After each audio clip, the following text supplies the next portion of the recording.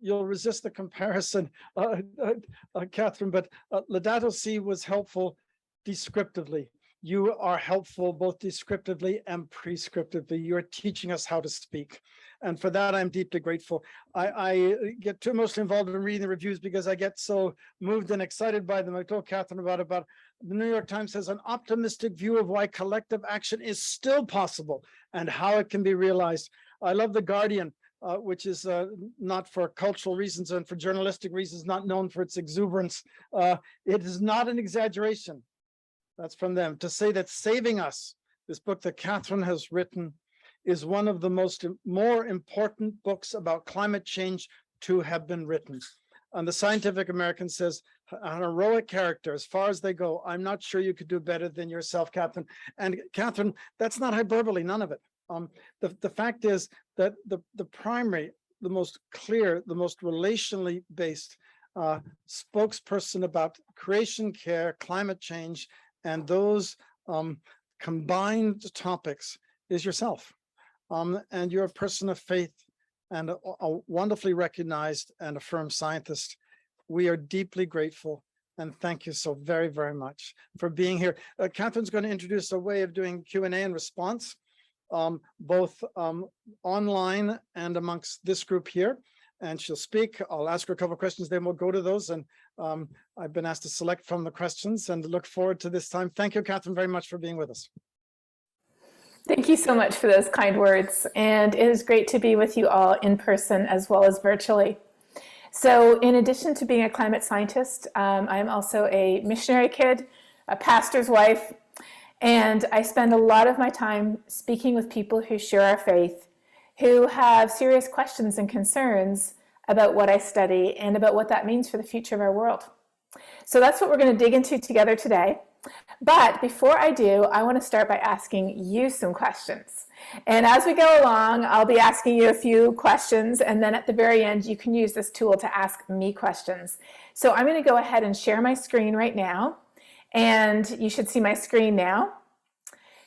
Go ahead and scan that QR code on your phone if you have a phone, or if you're on the computer, you can go ahead and type in polev.com/Katharine. In fact, I'm going to put it in the chat so you can just click on it. Just a second here.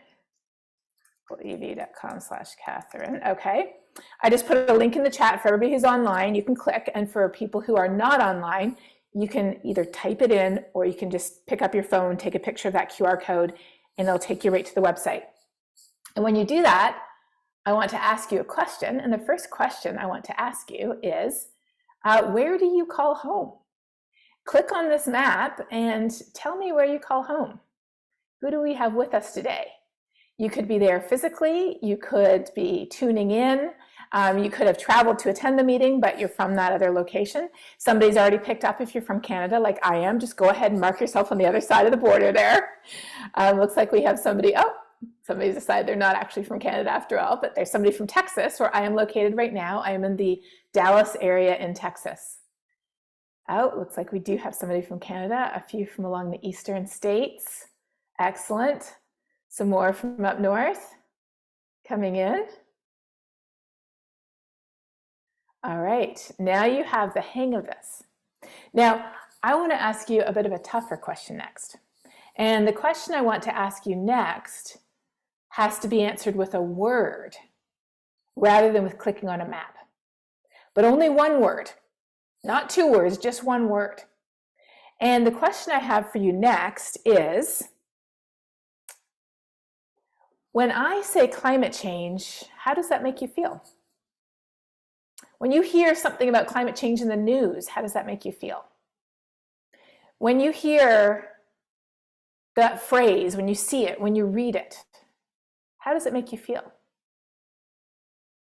Anxious, worried, sad, scared, unprepared, grieving, tired, afraid, mad.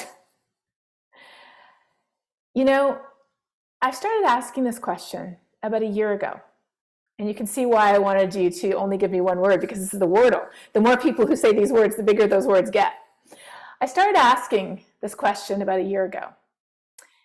And what I've seen is that it doesn't matter who I'm talking to. I could be talking to younger people or older people. I could be talking to university groups, to a business group, to a community group. I could be speaking to Catholics, Protestants, people of no faith. Whoever I'm talking with these days, I get the same answer. And we have every reason to feel concerned, anxious, scared, unprepared, afraid, and to grieve. Because when we look back in the history of our planet, we've never seen this much change this fast. We are putting more carbon into the atmosphere so quickly, faster than any natural factor would ever be able to do. And as a result, our climate is changing incredibly quickly. When did all this start? It didn't start with the dawn of civilization. It started with the dawn of the Industrial Revolution, because that is when we figured out how to dig up and burn massive amounts of coal back then, and oil and gas more today, and burn it. And that powered our civilization. And I'm personally grateful for the benefits that fossil fuels have brought us.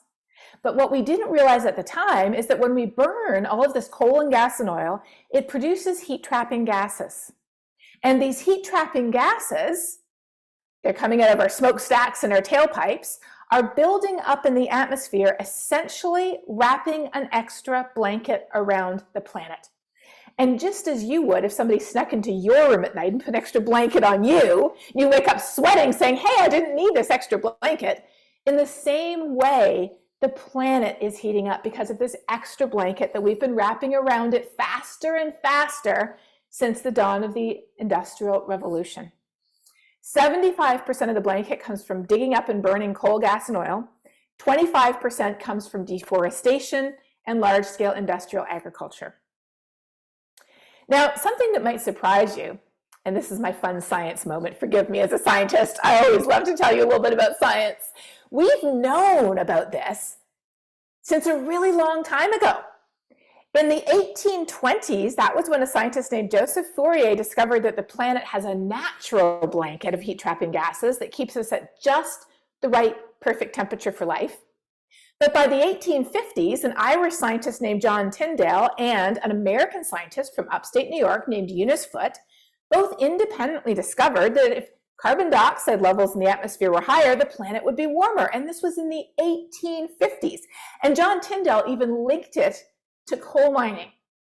By the 1890s, we knew so much about the science of our planet that a Swedish chemist called Svante Arrhenius was able to calculate by hand how much the planet would warm if we doubled or tripled the levels of these heat-trapping gases in the atmosphere. And his numbers are exactly accurate to what we've seen today.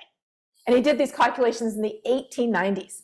And then by the 1930s, a British engineer named Guy Callender rode around the world and collected all of the thermometer data from weather stations that at that point was about 80 years old. There was a lot of weather stations that were begun in the 1850s. And he actually found that the planet was warming. And so in 1937, he published a paper saying, essentially, you will not believe what I'm about to say, but I will show you that due to burning fossil fuels, we are producing carbon dioxide that is causing the planet to warm. And here's how much the planet has already warmed in the 1930s. So you might say, well, what's new today? If the science is so old, what are scientists studying today? Well, over the last 100 years, we've meticulously gone through every natural suspect that could be causing this warming. Is it the sun? Is it natural cycles? Is it volcanoes? And we've discovered every single one of those has an alibi. In fact, if natural factors were in control of the planet's temperature, we would be getting slowly cooler right now instead of warmer. And we scientists have concluded, and this is a real scientific number, I did not make this up, we are 99.9999% sure that this thing is real, it's us, and it's serious.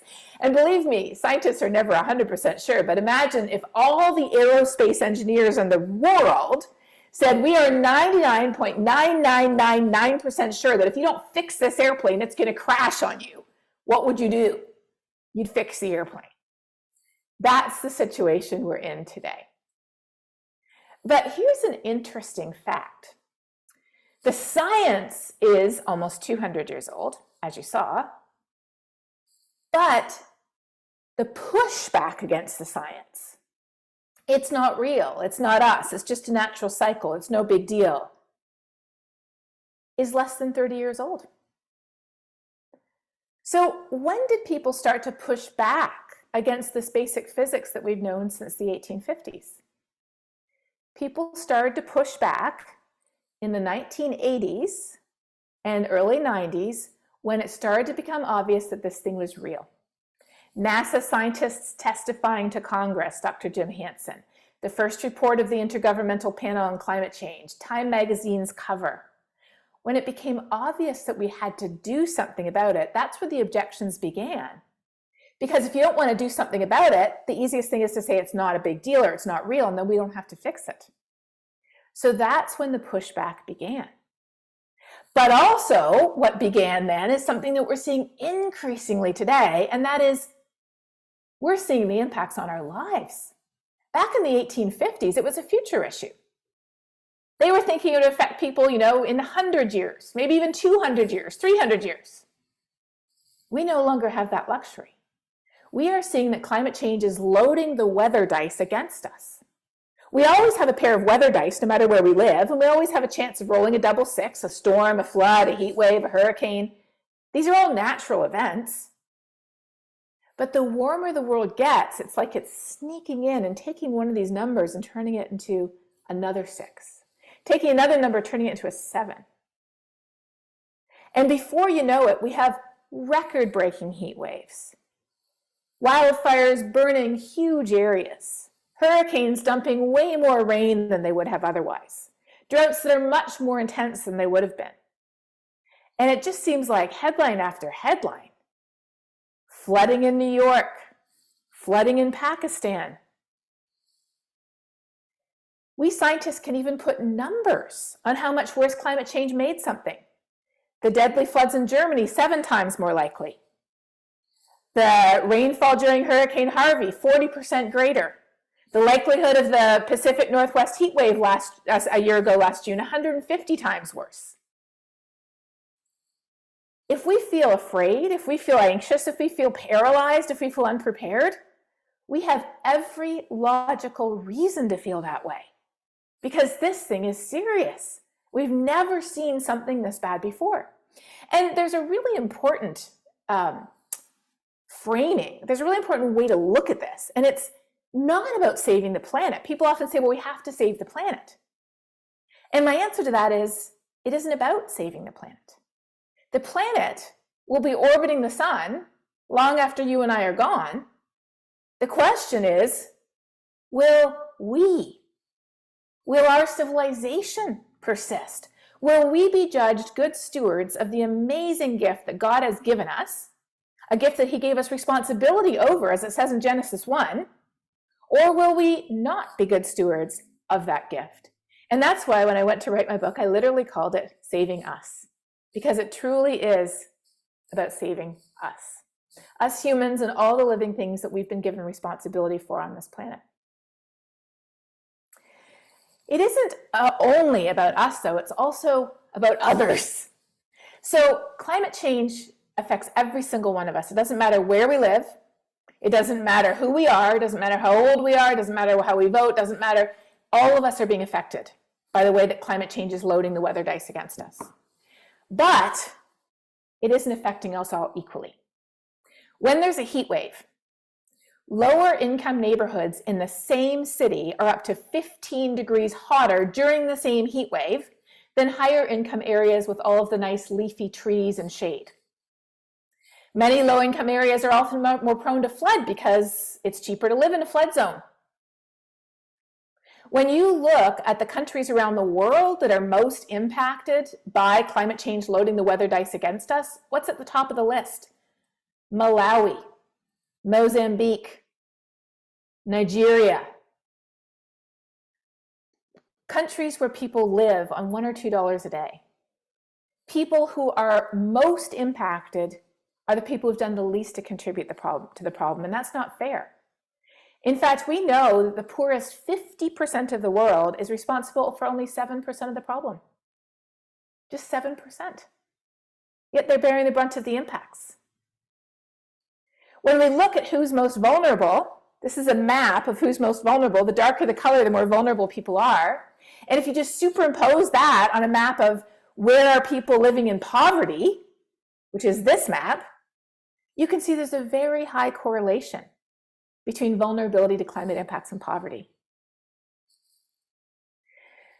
We have floods where I live in Texas. You might have floods where you are too, and they're devastating. But several times in the last decade, during the monsoon season, which is normal and natural, the country of Bangladesh has had up to a third of the entire country underwater, and that is not normal and it is not natural. And they don't have the National Guard, they don't have flood insurance, they don't have, bank accounts that they can use to feed their family. We had a devastating hurricane hit Florida recently, Hurricane Ian. And it will have repercussions on local communities and people and the state for not only days, but months and years to come. But when a hurricane hits Haiti, the poorest country in the Americas, that already has cholera in the water system, that lacks the infrastructure to be resilient against strong winds and heavy rains, we see cholera epidemics. We see tens of thousands of homes destroyed. We see unimaginable suffering because they are not prepared because of the poverty, the lack of opportunities, the lack of resources. And then in Syria, interestingly, here in West Texas and Oklahoma, we had a serious drought that was just about the same intensity as the one they experienced in Syria at almost the same time. And it ended up costing about $12 billion in crop losses and economic impacts in Texas and Oklahoma, that drought. But in a country that already had a large internal refugee population, thanks to the ongoing wars in Iran and Iraq, that already had a corrupt political system, that already had political strife, that already had poverty, lack of access to resources, there, the drought was devastating and was one more factor contributing to what ultimately evolved into a huge external refugee crisis. The Prime Minister of Dominica, one of the islands that was almost entirely wiped out during a hurricane season a few years ago, and again, hurricanes are normal and natural, but they're being supersized by warmer oceans. They're intensifying faster. They're bigger and stronger. They have a lot more rain associated with them. They're much more dangerous. He said, to deny climate change is to deny a truth that we have lived. It's the lived experience of at least 1 in 6 people on this planet whose lives have been personally touched by the impacts of a changing climate. When we look around the world, the economic gap between the richest and poorest countries in the world has already increased by 25% since the 1960s, thanks to the impact of climate change on food harvests, water availability, infrastructure damage from storms. So, as a Christian, I ask myself, what is climate change other than a failure to love? What were we asked to do other than to love our neighbor as ourselves, to love others as we were loved ourselves? And if we start really back in the beginning with Genesis, which I alluded to earlier, we're told and we're taught in Sunday school, and I remember learning this in Sunday school, and you might too, that God made human beings in his image, reflecting his nature. But I don't remember ever being taught that there was a so that, there was a reason, there was a because. Why? We were made in God's image for a reason, so that we could, and the Hebrew word is, forgive me, I'm not a Hebrew scholar, so I may be mispronouncing this, so that we could rada every living thing that moves on the face of the earth. Now, the word rada has been originally translated in the King James as have dominion over. But if we think about the context of what that means, and if we look for where the same word is used elsewhere in the Bible, such as here in Psalm 72, it's very clear that rada does not mean extract every penny of value from it and leave it a smoking ruin. There is no place this word is used in the Bible that refers to that type of translation. In fact, here it's talking about God as a ruler, and this is a ruler who what? Delivers the needy, the afflicted, and him who has no helper, has compassion on the poor and the needy, and saves their lives. If that's what rada really means, then it fits right in with the fact that I'm convinced If we Christians take what we believe seriously, we'll be at the front of the line demanding action on this global challenge. Because plants, animals, and humans, we're all the living things that Genesis talks about. We are part of those living things. It's about caring for each other as well as all the incredible nature that God has designed and given us responsibility over. These are three figures created by Dave Bookless, who is the theology director for one of my favorite Christian conservation organizations called Arasha. He says, all too often, people in the world, we think of sort of humans at the pinnacle. And that's a very egotistical perspective, and unfortunately one that's often embraced by many in the church today. And then others who reject the role and the authority of God say, oh, well, we're just one of many. We're just the same as everybody else. We have no particular role. But what Dave suggests, and I love, is what if we do have a particular role, but that role is to love? It's not to stand on top of a pyramid, because in the Bible, the image of putting your feet on top of someone or something like a footstool is used very much in the symbol of God conquering his enemies. Nature is not our enemy. It was designed and given to us by God to take care of. And so what if we take that seriously? That's why I really believe that caring about what happens to this world and to all the living things in it is not antithetical to who we are. It's not in conflict with who we are as Christians. It's not somehow betraying the mission that we've been given. I would say it's entirely consistent with who we are, and not just who we are, but who God has made us. Creating us in God's image as people who are able to have responsibility over every living thing on this planet, including our sisters and our brothers. And when we look to the New Testament, we see this theme repeated very clearly. Walk in love, we're told, just as Christ also loved you and gave himself up for us. Or, in the Texas version of the Bible, which they print on road signs, that love thy neighbor thing, I meant it, signed God. So, if this is the situation, if this is what's happening to our world, if this is who it's affecting, the poorest and most vulnerable, as well as all of the other living things we've been told to have responsibility for, if we're truly called to love, where do we start? I came to this point myself a number of years ago. I had studied the science. I knew how bad it was. I studied the Bible. I became increasingly convinced that it's our role as humans and our role as Christ followers to advocate for action. But where do you start? We changed our light bulbs. We got the programmable thermostat, got a hybrid car back in the day, moved to solar panels, took action at the personal level, but then realized, look, there's an airline flying 3,000 empty flights just to keep their gate assignments. What difference do I make in my life? Look at all of the things that are happening out in the world.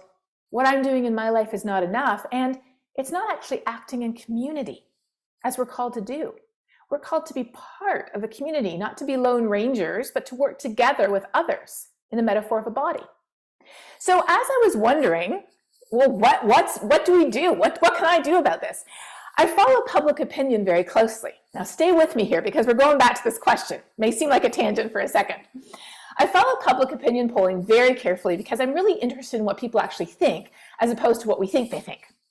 And often, as you know, people don't actually think what we think they think. And so finding out what they actually think can be very interesting. So I was following a series of maps that the Yale Program in Climate Communication puts together where they ask people about 30 different questions about climate change. And each of these little areas is a county. And any county that answered, more than 50% of people said yes, it's orange colored. And the darker the orange, the more people said yes to the question at the top. And if it's blue, that means less than 50% said yes. And the darker blue, the less people said yes. So most people think that it's happening. Most people think this thing is happening. Okay, that's good. Then, most people think it will harm plants and animals.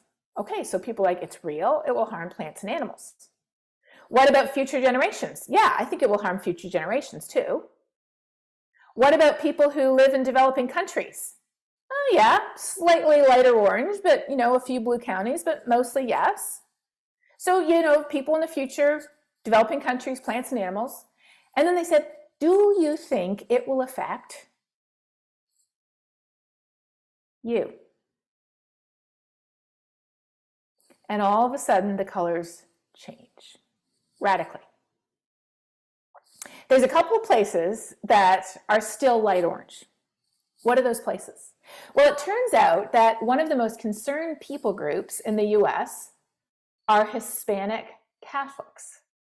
Now you might say, well, of course, the Pope wrote Laudato Si. Well, yes, but did you know that one of the least concerned people groups in the US is white Catholics? So it isn't just what the Pope is saying, clearly. There's more to it. Perhaps understanding the vulnerability, living in the Miami area, living along the border with Mexico with the crippling droughts.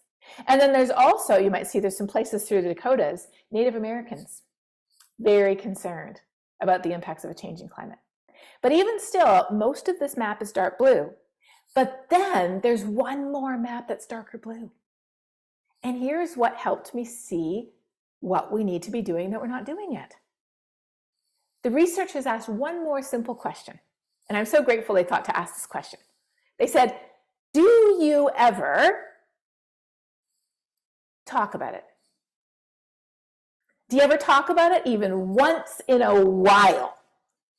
Not regularly, not every week, not every day, just once in a while do you ever talk about it?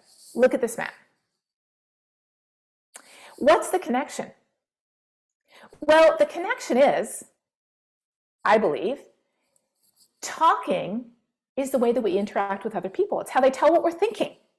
If you don't talk about it, if I don't talk about it, if we don't talk about the issue, why would anyone around us care? And in fact, they will probably think we don't care. They've asked people in different surveys, do you think other people around you care? And we say no, because nobody talks about it. I'm the only one who cares, or me or a few other people. Well, if you never talk about it, how would you know? And then if you don't care, or you don't think anybody else cares, why would you ever do anything about it? In your church, in your school, in your neighborhood, in your family, in the place where you work. So this is a very, very radical idea. The idea that simply having a conversation might make a difference, but I'm absolutely convinced that it does. I'm so convinced, in fact, that I did a TED Talk about it. And they said, I said, I want to do a TED Talk about the most important thing that you can do about climate change. And they're like, well, we've got plant-based diets, we've got changing your light bulbs, we've got electric cars. I was like, no, how do you knock over the first domino? How do you knock over that first domino in that long chain that will lead us to a better future? It's by simply communicating with people around us why it matters and what we can do to fix it. So then people often take that and they say, okay, well, but I've had all these conversations about polar bears. In fact, I was in Iowa a little while ago and somebody there said to me, well, how do I make people in Iowa care about polar bears? I said, well, unless there's a secret population of polar bears in Iowa that I don't know about, you don't. That's not why you care about climate change if you live in Iowa. Talk about the floods. Talk about the drought and the heat and the impacts on the agriculture and corn. Talk about the wind energy potential. We need to connect the dots to why it matters to us. So often people think that I need to, talk about it. I need to talk more about Greenland or Antarctica, places where not very many people live. I need to talk more about polar bears or Arctic sea ice or rising sea levels if I live in an inland area. No. What if we started by talking about something that we already care about, something that we already have in common rather than something that divides us?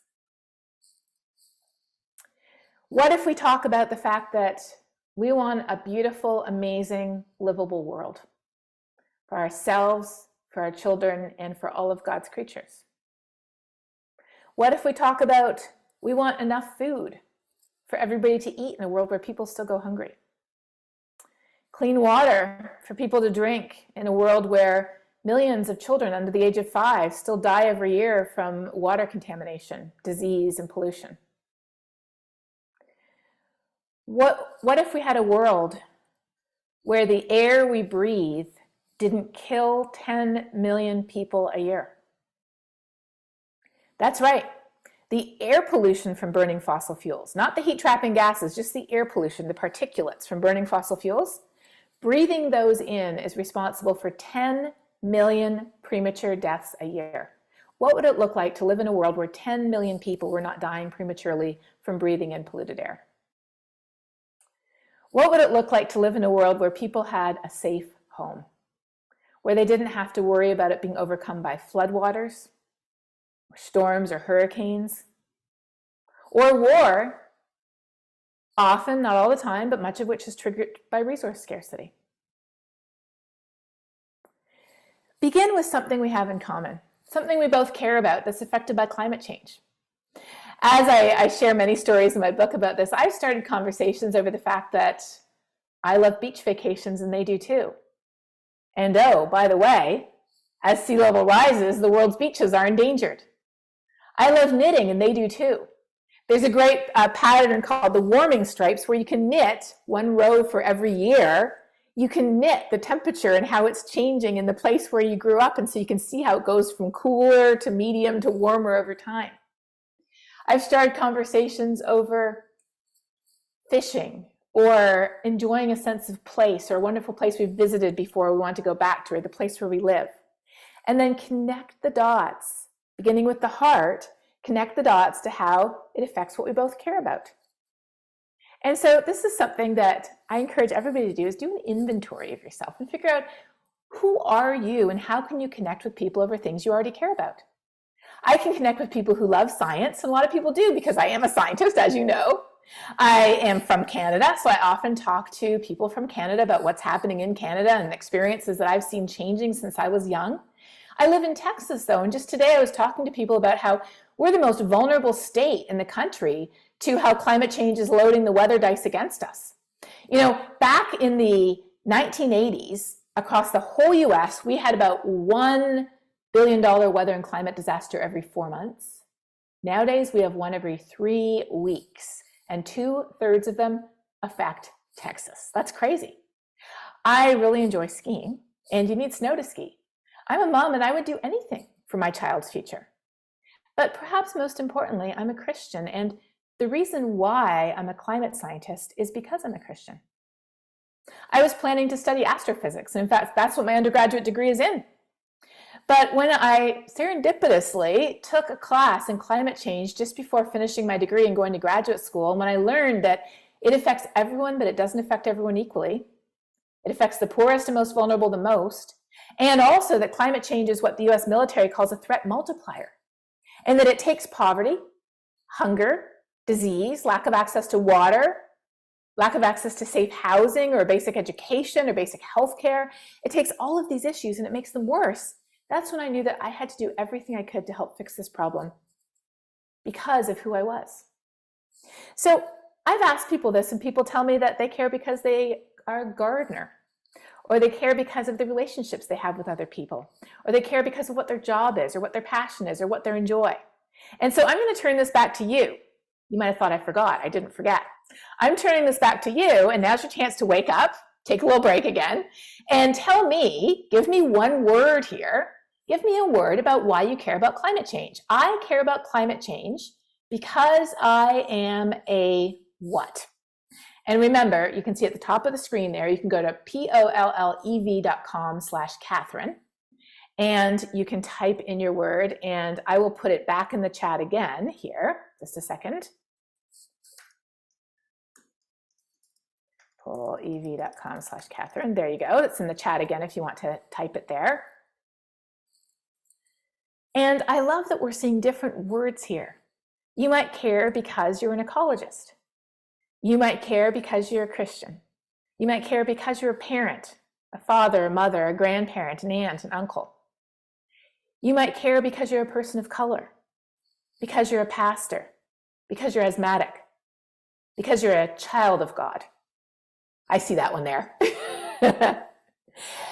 We care because of who we are. And that is why this is not antithetical to who we are. It is entirely consistent with who we are. And that is why we can have these conversations with people we know who are also who we are. They might be a parent like we are. They might be a pastor like we are. They might be a Christian like we are. Or you know what? They might even just be a person like we are. Whoever we are the perfect person to care. So let me go here. I left out one step. We have one last step to go here. And then we're going to have a little chat, and then you can put in your questions for me. But what's the last step? The last step is we have to talk about what we can do about it. Because it turns out that not only do most people never talk about it, but we don't know what to do about it. 50% of people in the United States feel hopeless and helpless and don't know what to do. Hopeless, helpless, and don't know what to do. And so that's why it is so important that we also inspire. How can we work together to tackle this problem in a way that's compatible with our values, working together to make a difference? And for that, I look to inspiration from this verse. I love this verse. So often when we think of this issue, fear is our main response, whether it's fear of the catastrophe that will ensue if we do not address it, or often on the other side, it's fear of what will happen if we do address it. And that fear is at the root of the objections that we hear from so many people. It's fear.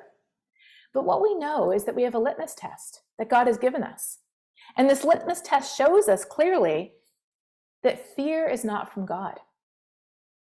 What we've been given from God is, first of all, a spirit of power, which is kind of an old-fashioned word, but we still use it these days in the sense of being empowered. If we're empowered, it means we can act. We have the ability to act, which is the opposite of being paralyzed, which is typically what fear does to us.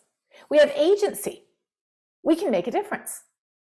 How else do we act? Out of love, caring for others above ourselves.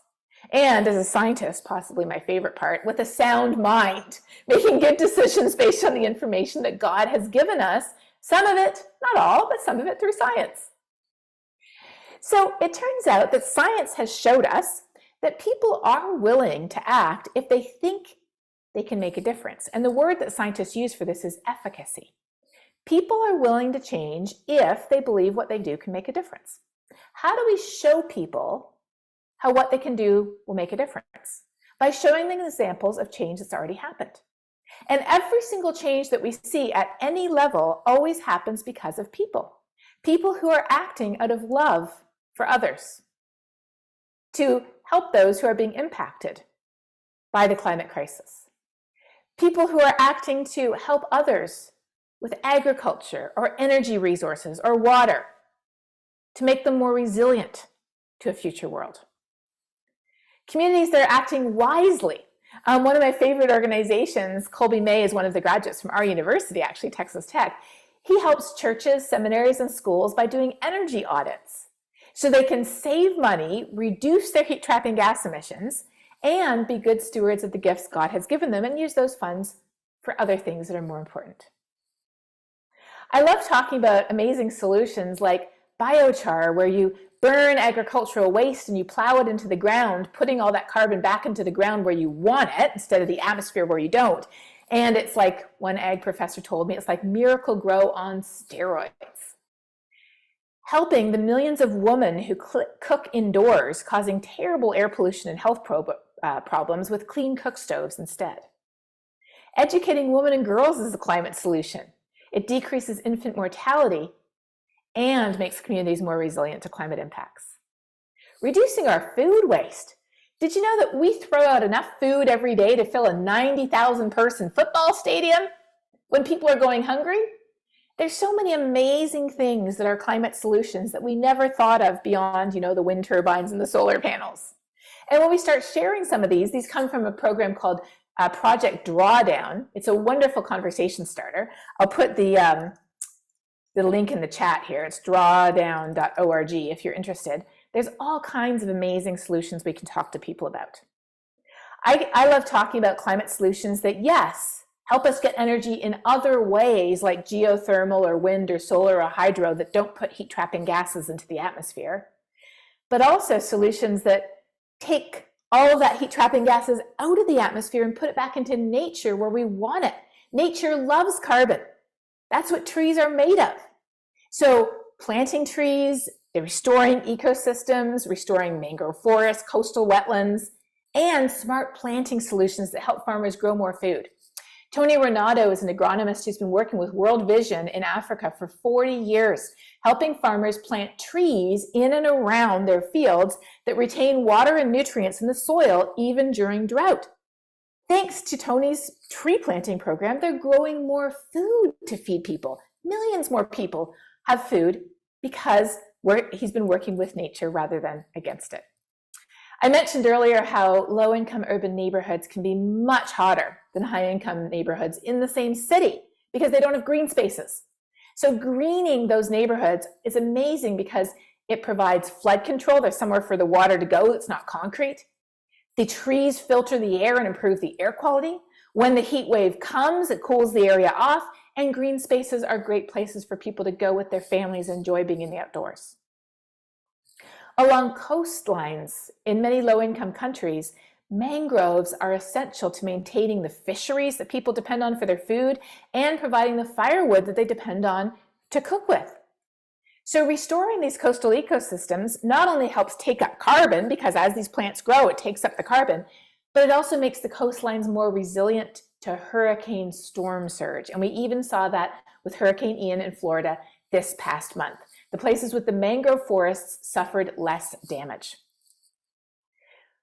Working with communities on drought-resistant agriculture. I mean, all of these solutions are climate solutions, and I love that they're win-win-wins.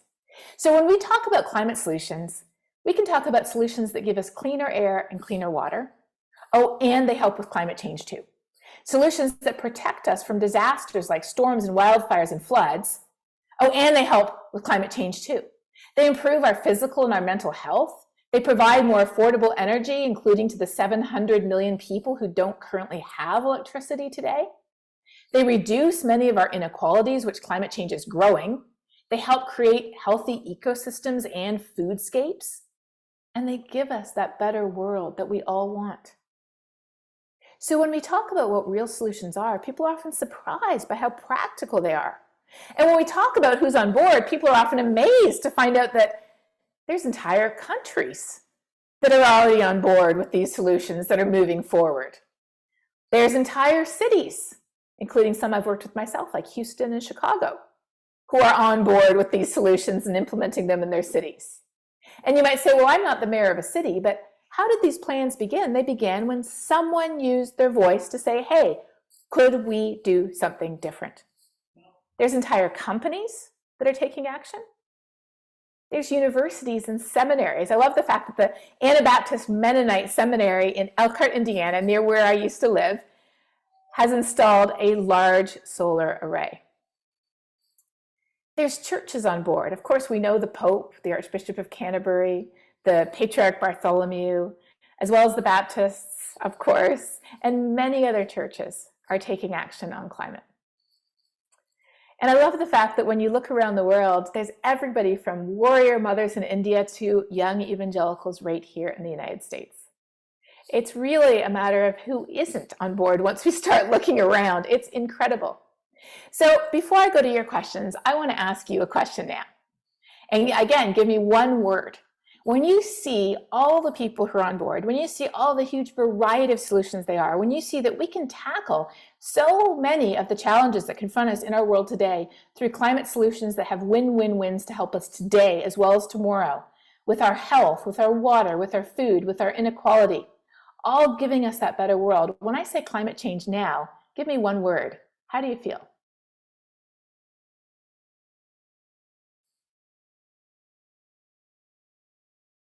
I love that pairing. That's a really good word, pairing. Because I am frustrated too, because goodness sakes, can't we just get on with it and do these amazing things? What's holding us back? But I also feel hopeful too, because there are actions that all of us can take. We can take them as churches, we can take them as individuals, we can take them as neighborhoods and cities, organizations, businesses. Every group that we are part of, we can act together. And on my website, which is just my name, katharineHayhoe.com, I try to provide, for example, lists of things that churches can do and links to resources that churches have done. There is so much that we can do, and I love some of these other words: determined, empowered, Responsible, challenged. Overwhelmed, yes, but you know what? Here's another thing that we've learned. It's not up to each of us as individuals. We are each called to do what God has given to us. We are each part of a body. The finger doesn't have to do the functions of the liver, the kidney, the digestive system, and the brain. Each of us has a certain number of things that we're called to do, and we don't have to do it all. We just have to do our part. And that helps me when I feel overwhelmed and frustrated. So let me ask you now, I'm just closing now, and then let me ask you what your questions are at the end. But in conclusion, I would say that caring about God's creation, the people and the other living things that are already being affected by climate change today, I truly believe it's a genuine expression of our faith, a faithful acceptance of our responsibility, and a true expression of God's love. Because as the Apostle Paul reminds us in Galatians, the only thing that counts is when our faith expresses itself through love. And so often when I talk about climate change, I simply call my talk Loving Our Global Neighbor. Thank you.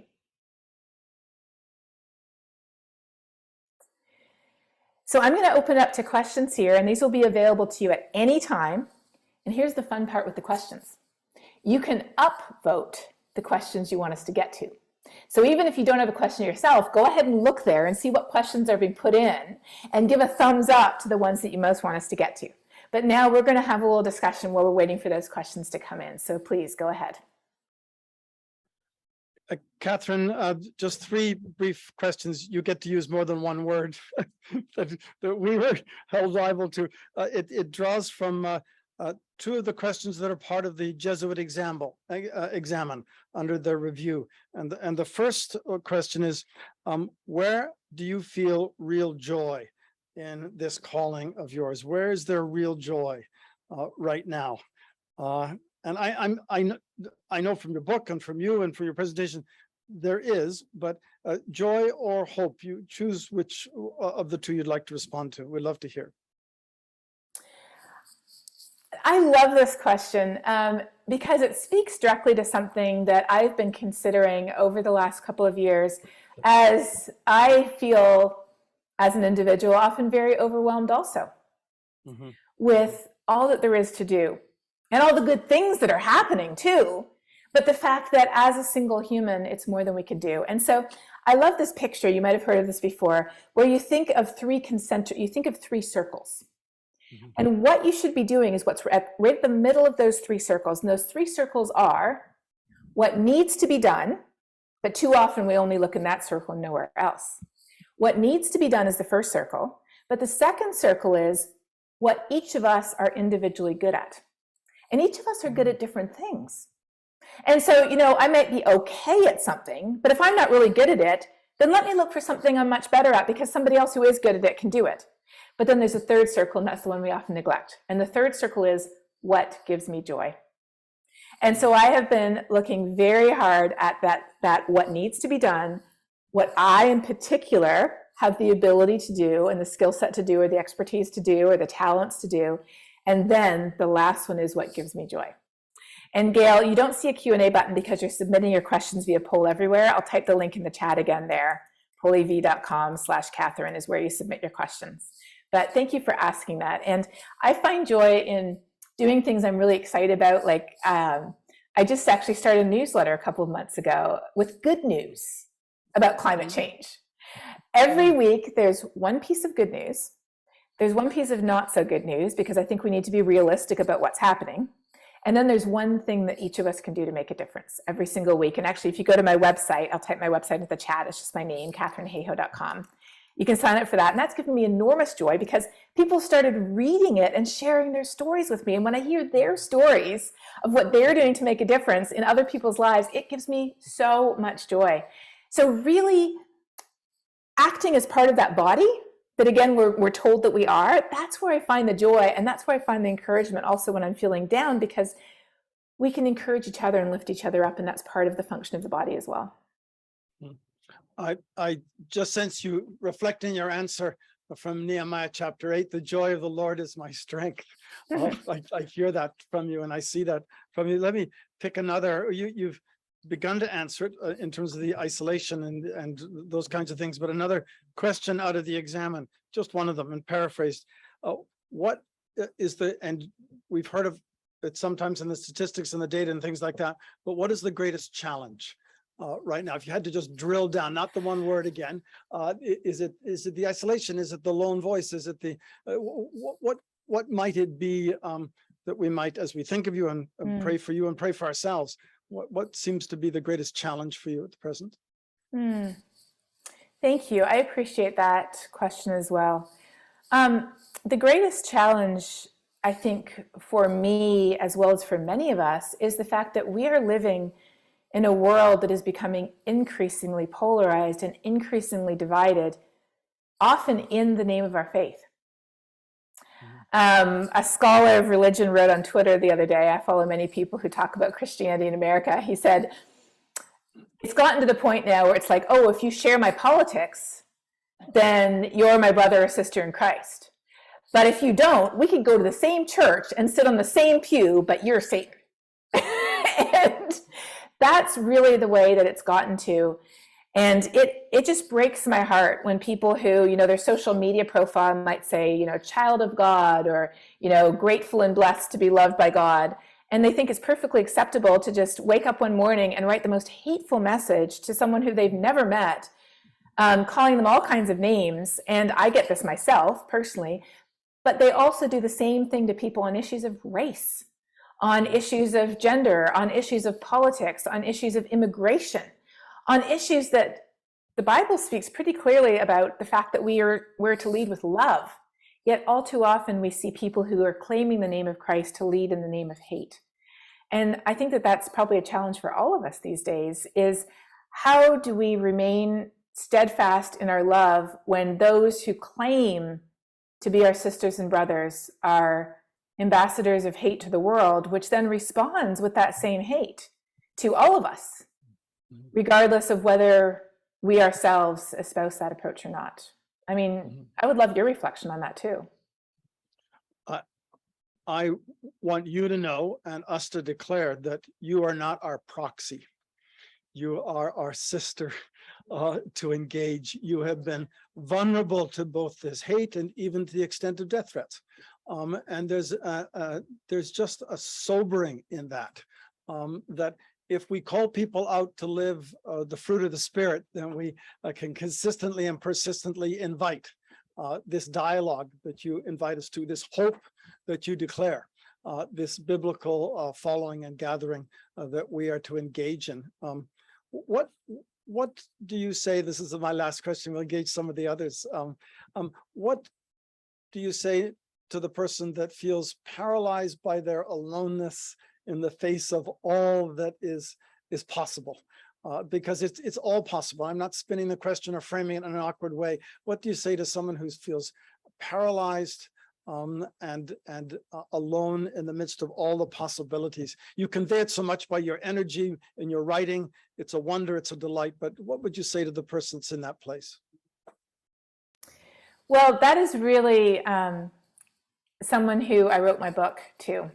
Yeah. And yeah. I've heard stories, including one that I'll share with you now, of people who have been in exactly that place, paralyzed by anxiety, by just being overwhelmed. And it's a lot easier if we have, you know, we have a crippling lack of efficacy in this world in general. We just feel like, what can I do? How can I make a difference? I mean, the powers that rule this world are just so massive, so well-funded, so entrenched. We just feel like, how can we do anything to make a difference in any of our issues that we're concerned about? And so often because of that, we do feel paralyzed and we do feel alone.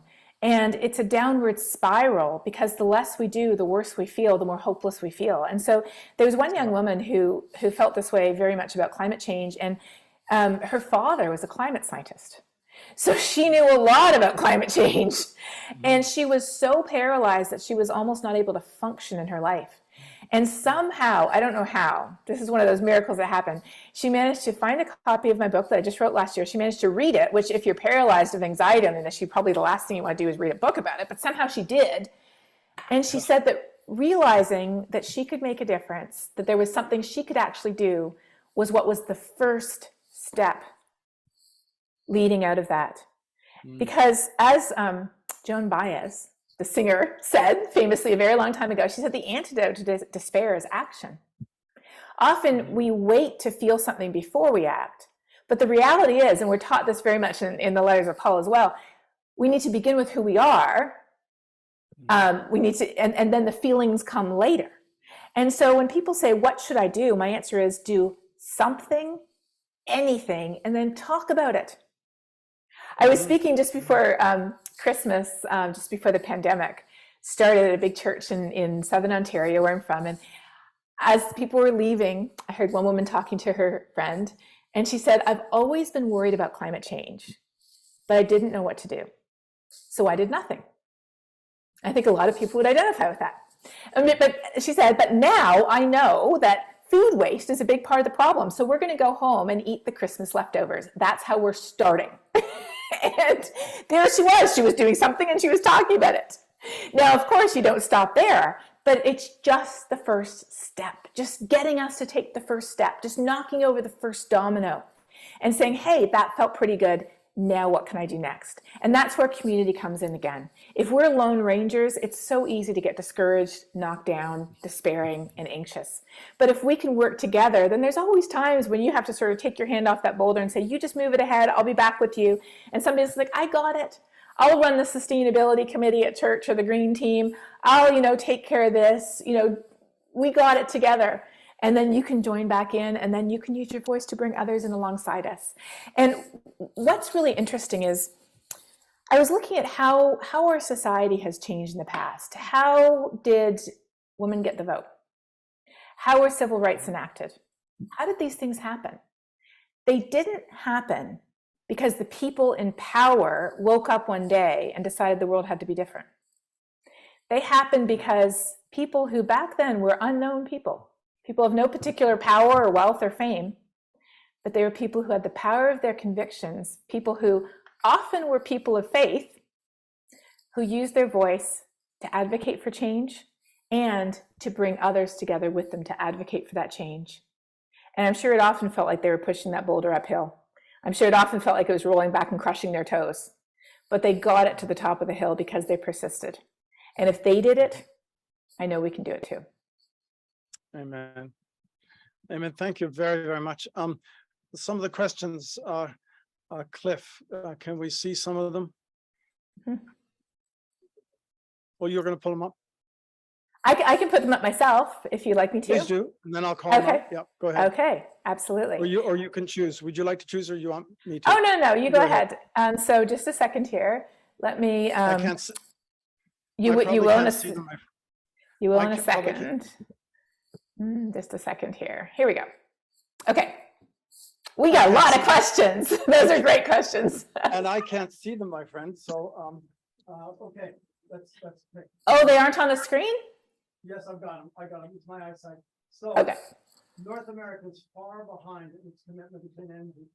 How can we create a stronger faith-based voice and pushing this issue forward with our government? I almost didn't land that last phrase, but anyway, yes.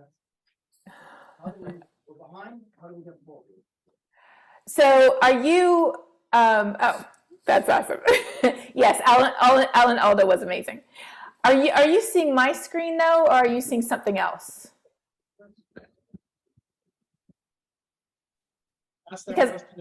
Sorry about that. No worries. Are you seeing my screen, or are you seeing something else? Because I don't think they're sorted in order of votes. I'm seeing a screen that says questions asked for your own. It's number 5, number 6. 1, 2, 3, 4, 5. It's the 5th question. Oh, okay. The 5th. Okay. All right. I decided to pick and choose. Oh, no worries. No worries. Totally fine. Okay. So yes. So the question about clean energy. Yes, we have made enormous progress. In fact, where I live in Texas, 38% of our electricity this year has been produced by wind or solar energy, and it has been saving people $20 million a day in fuel costs because you don't have to pay for the sun or the wind. That is phenomenal. What a lot of people don't realize is that China has twice the amount of clean energy as the US. 2 times. And they are building it faster than the US. India has more green jobs than the US. And so there is actually a serious danger of the US being left behind in the clean energy revolution. Now you might say, well, what about China? Aren't they burning a lot of coal? They have been burning a lot of coal, not as much as the US has burned in the past. They still have a ways to go to catch up. But what China is increasingly doing is they are mining their coal, but rather than burning it themselves, because in Beijing, people's life was being shortened by 5 years due to all the coal they were burning because of all the air pollution. What they're doing is they're going to low-income countries and they're offering to build very cheap coal-fired power plants for low-income countries in order to sell them their coal for the next 30 years, which means that they are offshoring all of their pollution as well as putting those countries in debt to them for the next 20 or 30 years. And that is a serious problem. And that is why it's not only about, in my opinion, installing clean energy here, but it's about working with other countries, especially those countries that have 700 million people without access to electricity, and those countries do not have access to fossil fuels either. Helping them make the transition as well, I think, is really, really important, because the biggest correlation between human well-being and any piece of modern technology is with electricity. Electricity is the most correlated with human well-being. Addressing part of the Texas clean energy piece, Alberta in Canada has the highest amount of wind and solar energy production. And in Canada, we're in the top 5. China's the top in terms of hydro produced, but Canada's, I think, number 3. Some of its geography, some of its intent. But that's part of the question that addresses how we fit in with other countries compensatory and competitively in terms of clean energy in North America. But only part of the answer. Why do you think Baptist conventions in North America, or this is a question, it sounds like a statement, but here's a question. Why do you think Baptist conventions in North America are so far behind some other denominations? Hi, is this Ashley? When it comes to speaking out climate change. change? Good, how are you? Someone needs to mute. No, the person talking to Ashley is not on mute. Okay, good. Yes. Okay. This is a really great question. And I think it would be a great question for you to have some discussion on after I've left you. I'll offer a couple of thoughts, but I don't think I have the exhaustive answer to this. One of the reasons I think is theological, because I'm not Baptist myself. I grew up Plymouth Brethren, attended an E-Free church. Now I attend a non-denominational evangelical church, but quite close otherwise theologically. And at least in my own experience, we don't tend to be churches that focus overly on speaking out on social issues. So, Methodist churches, even some Presbyterian churches, Anglican, Episcopal churches, more mainline denominations have a bit more of a history of speaking out on, so-called worldly issues. Whereas often we come from a tradition where we're very much focused on preach the gospel, only the gospel, and let the world take care of itself. So I think there's a little bit of history in there. And that's why I think it's also so important to be very clear that this is a people issue. There's also the issue that people have often thought, well, you're just talking about like worshiping the earth, and we don't worship the earth, we worship the Creator. Yes, we worship the Creator who gave us responsibility over every living thing on the planet and our sisters and our brothers. And it really is a case of loving our global neighbor. I think the second reason is because we've missed the theological link between, and we really aren't taught the theological link between who God created us to be and what we're called to do in this world. But then there's a third reason. And this third reason is one that has surfaced relatively recently, like I said, in the last 20 to 30 years. And that is the issue that in the US, over the last 50 years, as you know from reading really good books like Mark Knowles' The Scandal of the Evangelical Mind, or, another really good book called The Evangelicals, that there was a very concerted effort to align evangelical Christianity with a single political party.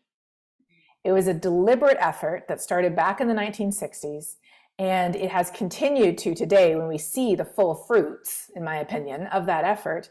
And because of that, for many people, their statement of faith today is being written first by their political ideology, only a distant second by the Bible. And if the two come into conflict, they will go with ideology over the Bible. And that is the third and growing reason why some are so far behind, is because they don't want to rock the boat, or they don't want to speak out against politics. I've read some really interesting polling data and articles. There was one I read just recently in the Atlantic. I'll put a link in the chat for people who are interested, where the journalist interviewed a bunch of pastors, and the pastors said that people had been leaving their church not because they disagreed with what was being said, but because they disagreed with what wasn't being said. They wanted their church, and these are talking about, evangelical churches like Baptist or E-Free or those types of churches. They wanted their church to be speaking out much more strongly on conservative political issues. And because the church was not being actively political, people were leaving the church. And that, to me, is a huge issue that I think all of us across the board are seeing, witnessing, confronting, and that is working against Baptist conventions being further behind, not just on issues of climate change, but on other issues like racial justice, poverty, education, all kinds of other issues that are highly politicized, with climate change, unfortunately, as always, being right at the top of that list. I spend much of my last 10 years talking about Baptist traditions in this area. And when it comes to civil rights, Baptists were very much in the mix. When it comes in Canada to Medicare, it was a Baptist pastor. When it comes to many of those topics, international relations, it was a Baptist president. So it's complicated in those particular ways. I concur. Also, I think sometimes we're not as critical both on the left and the right of in-house, as well. And that includes the full range. But I take your point. It's interesting. Martin Gilbert, who was the official biographer of Winston Churchill, said about Ukrainian Baptists, because they were on the margins of society and they had a disrespect for authority, they were more prone to save Jews during the war.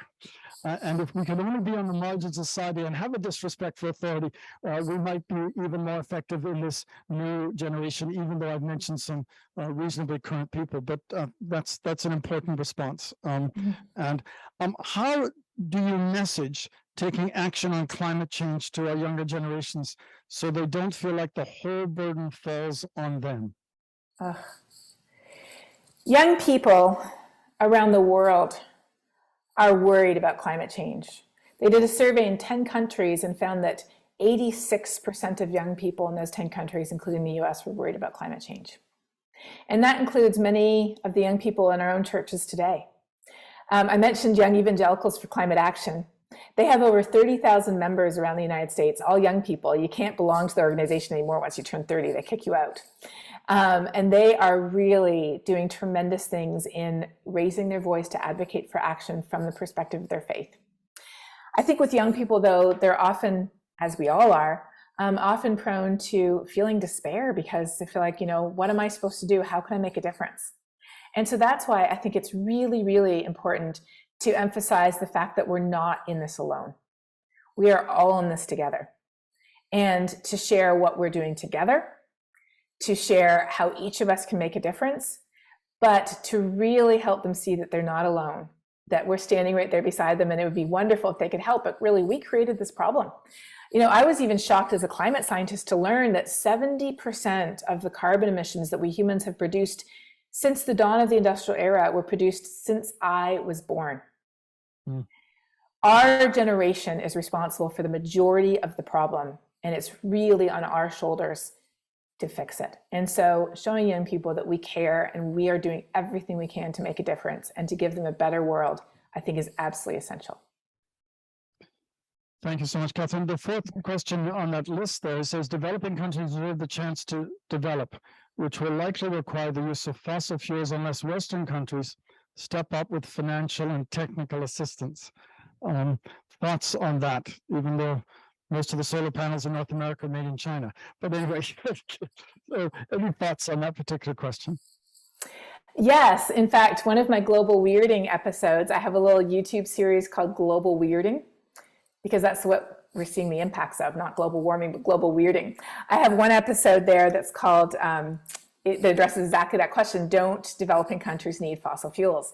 So weirding series. I'm going to put a link in the chat to global weirding. For those of you not in the chat, you can just Google it, and you'll find it easily if you can type weirding properly.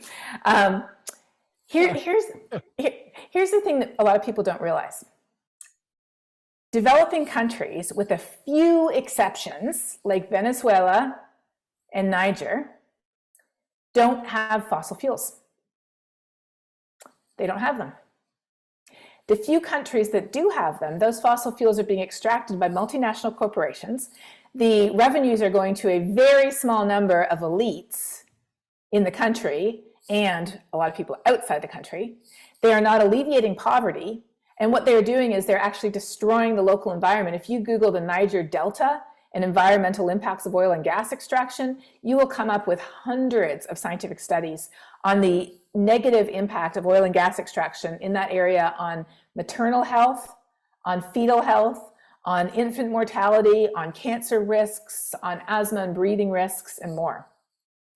So what people don't realize is that when we're saying developing countries need fossil fuels, we're not saying they need to depend on their fossil resources the way we depended on ours. We're saying something very different. We're saying they need to develop by depending on our fossil fuel resources. What's the difference? The difference is they have to buy them from a rich country. And that's why China is building coal-fired power plants at reduced rates in Pakistan, because they know that they will be locking Pakistan into buying their coal. So it's not the same thing. And in fact, the reason why there's such an economic disparity between many countries today is literally, you can map it to, did they have fossil fuels or not? So when we look at it through that lens, it shifts a little bit. If we say developing nations must use fossil fuels like we did, we're first of all saying, well, they must do it the same way we did 200 years ago, which makes no sense because, everybody has cell phones now. What? They're only allowed to have party line telephones for the next 100 years? That's not the way the world works. But then we're also saying that they have to become even more indebted to high income countries. And that isn't fair either.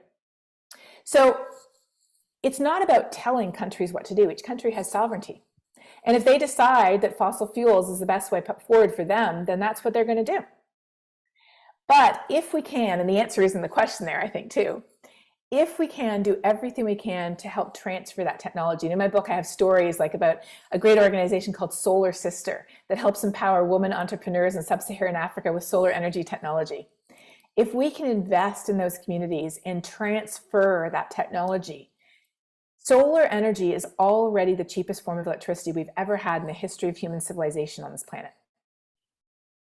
That is a way that will empower people, allow them to get the electricity they need without indebting themselves permanently for 30 years worth of fossil fuels to a high-income country. And so that's why business is so important. International trade is so important. A lot of the Christian mission organizations are so important because they're helping people get energy and water and food because they recognize it's so key to their well-being. It really is important to address poverty and hunger and lack of access to water at the same time that we're addressing energy and the climate crisis. Thank you so much.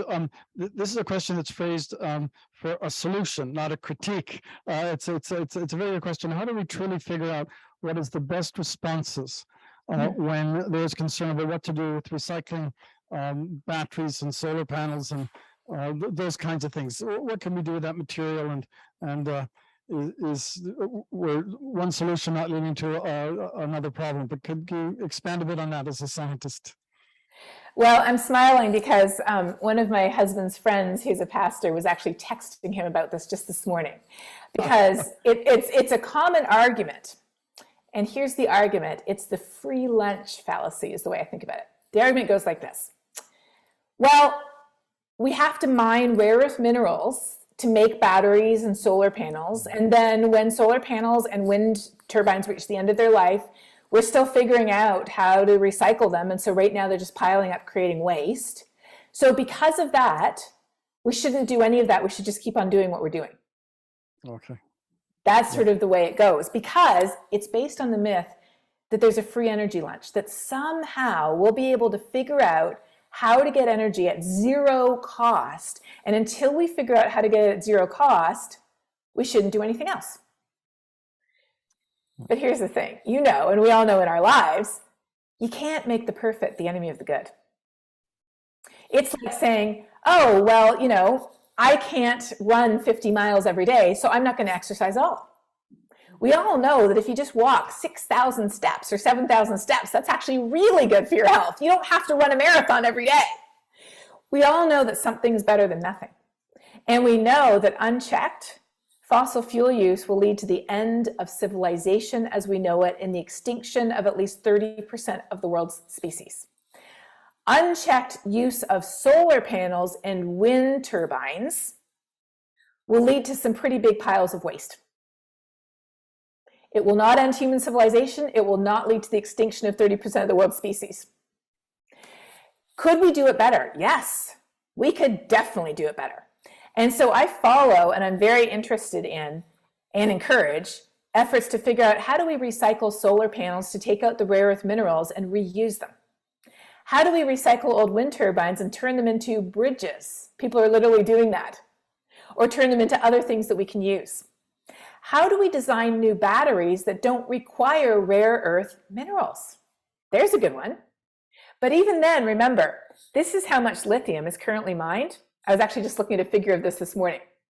Relatively speaking, this is how much lithium. This is how much, you know, standard metals like copper and nickel and things like that, this much. And then this is how much iron we mine every year. So iron, regular metals like copper and nickel, and then here's all the rare earth minerals down like this. Mining is extractive and it can have very negative impacts on local communities. But when we look at the impact of coal mining, billions of tons of coal every year, and the impact that has on local communities in Appalachia, on premature birth rates, cancer, lung disease, heart disease, and more, we know that there's a lot better way to be getting our energy today. We can do even better in the future, but there is no reason to cling to what we've been doing for the last 200 years. Katharine, thank you. Could you tell us some of the topics on global weirding, which will whet our appetites to go research them and look after them? It's great stuff. I can throw out some titles too, but they're just fascinating. Could you give us some ideas of the things you address in global weirding on PBS? Absolutely. So each global weirding episode is about 7 or 8 minutes long, and they all address frequent questions that I've received. So don't developing countries need fossil fuels? Or are you saying fossil fuels are evil? And my answer is no. I'm actually grateful for the benefits they brought us. But just as we no longer use horses and buggies, it's time to transition to new ways to get energy. I also have some on science topics like how do we know it's not a natural cycle? Or are you saying that climate change causes all those hurricanes? Don't you know we've had hurricanes before? But I have 2 episodes, actually 3 episodes that are my most watched episodes. And here's what they are. The most watched episode is, I'm just a kid, what can I do about climate change? That's the most watched episode. And it is so encouraging. It's the most hopeful episode because kids are amazing. What they are doing, frankly, puts adults to shame. The second most watched episode is, if I just tell someone the facts, surely they'll change their mind, right? You know, if I just gather up all the information about Antarctica and the polar bears and hit people upside the head with it, they'll get it. And the answer is no. But when we begin from the heart, we connect the issue to something we care about, and we offer positive, constructive solutions. That is how we can change people's minds. And then, you know what the third most popular episode is? What does the Bible say about climate change? That's the third most popular episode. So thank you for asking.